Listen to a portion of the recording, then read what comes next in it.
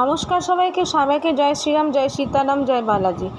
সীতারাম জপ করলে অনেক উপকার পাওয়া যায়, মানসিক, শারীরিক ও আধ্যাত্মিক। মানসিক উপকারিতা কী কী হয়? চিন্তার স্থিরতা ও মানসিক শান্তি পায়। সীতারাম জপ করলে মন শান্ত হয়, দুশ্চিন্তা কমে এবং একাগ্রতা বাড়ে। নেতিবাচক চিন্তা দূর হয়। এই নামের কম্পন মন থেকে নেতিবাচক ভাবনা দূর করতে সাহায্য করে।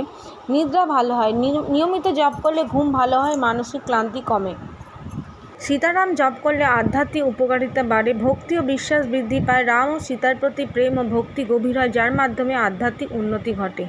অহংকার কমে, নিজেকে পরিশুদ্ধ করে আত্মজ্ঞান ও নম্রতা অর্জন করতে সাহায্য করে। শারীরিক উপকারিতা হয়, শরীরের শক্তি ও প্রাণশক্তি বাড়ে। জপের মাধ্যমে শরীরে ইতিবাচক শক্তি প্রবাহিত হয়। মন যখন ভালো থাকবে তখন শরীরও সুস্থ থাকবে। এই মন্ত্র শরীরকে আরাম দেয়। নিয়মিত জপে হার্টবিট ও ব্রেন ওয়েভ ধীরে চলতে শুরু করে, যা উচ্চ রক্তচাপ, অনিদ্রা ও মাথা ব্যথা কমায়। সীতারাম জপ করলে জীবনে ইতিবাচক পরিবর্তন হয়, মনে সাহস ও আত্মবিশ্বাস আসে, জীবনে আশার আলো জাগে, সংকটে মন ভেঙে না পড়ে, মনোবল ও সহ্য শক্তি বাড়ে, যা পারিবারিক জীবন, চাকরি বা শিক্ষায় সাহায্য করে। সীতারাম জপলে কর্মফল ও পুণ্য লাভ হয়। হিন্দু বিশ্বাস অনুযায়ী রাম নাম জপলে পাপ ক্ষয় এবং পুণ্য লাভ হয়। মৃত্যুর সময় এ নাম মনে থাকলে মুক্তির পথ সহজ হয়। একে বলে মোক্ষের পথ।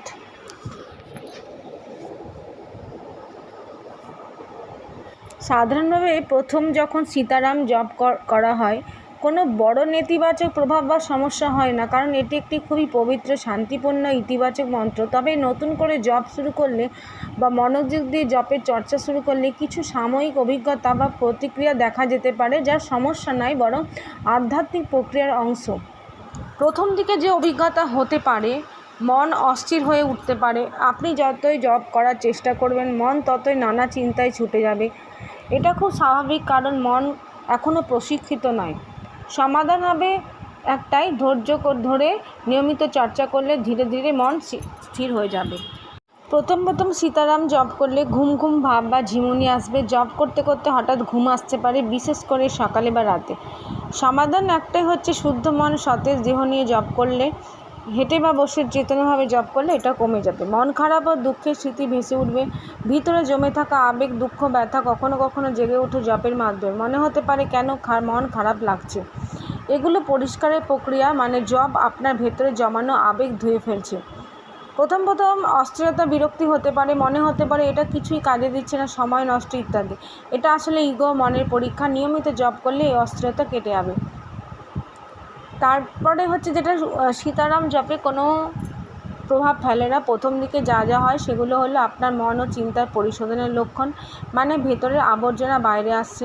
সীতারাম জপের ফল হচ্ছে মনের জন্য শান্তি, একাগ্রতা, আত্মবিশ্বাস বাড়ে, আত্মার জন্য ভক্তি, নম্রতা, আত্মজ্ঞান হয়, শরীরের জন্য শক্তি, আরাম ও ঘুম ঠিক হয়, সংসারের জন্য শান্তি, ভালোবাসা, কল্যাণ হয়, জীবনের জন্য সৌভাগ্য, পুণ্য, আস্থা হয়। তো সবাইকে জয় শ্রীরাম, জয় সীতারাম, ভালো থাকুন।